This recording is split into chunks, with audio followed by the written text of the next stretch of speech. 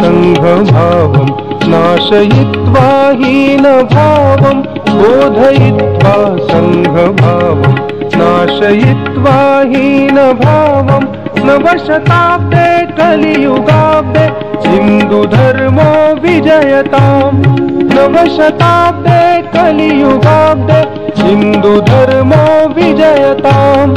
बोधयित्वा संघभावं नाशयित्वा हीनभावम्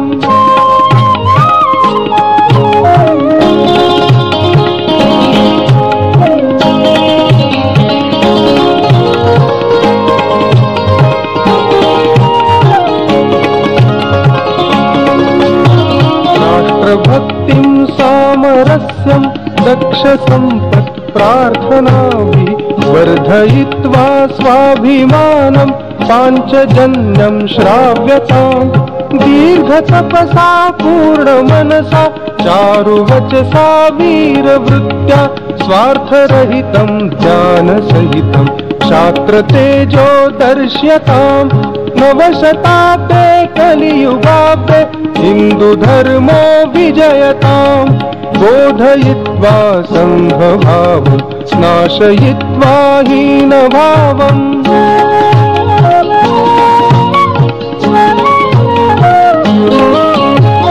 देववाणी राष्ट्रवाणी धर्म संस्कृति मूलगंगा लोकभाषो जीवनार्थं संस्कृतेन हि भाष्यताम् हिन्दुदर्शन जीवभूता संस्कृति खलु विश्वमान्या भव्य भारत वैभवार्थं सा च नित्यं सेव्यताम् नवशताब्दे कलियुगाब्दे हिन्दुधर्मो विजयताम् बोधयित्वा संघभावं नाशयित्वा हीनभावम्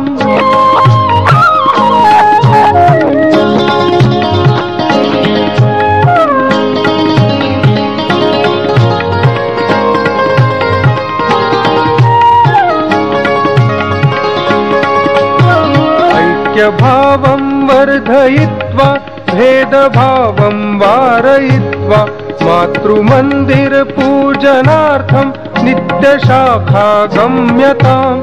हिन्दुबान्धव स्नेहबन्धः सर्वसाधक शक्तिदायि विश्वमङ्गल शान्ति सुखदं हिन्दुराष्ट्रं राजताम्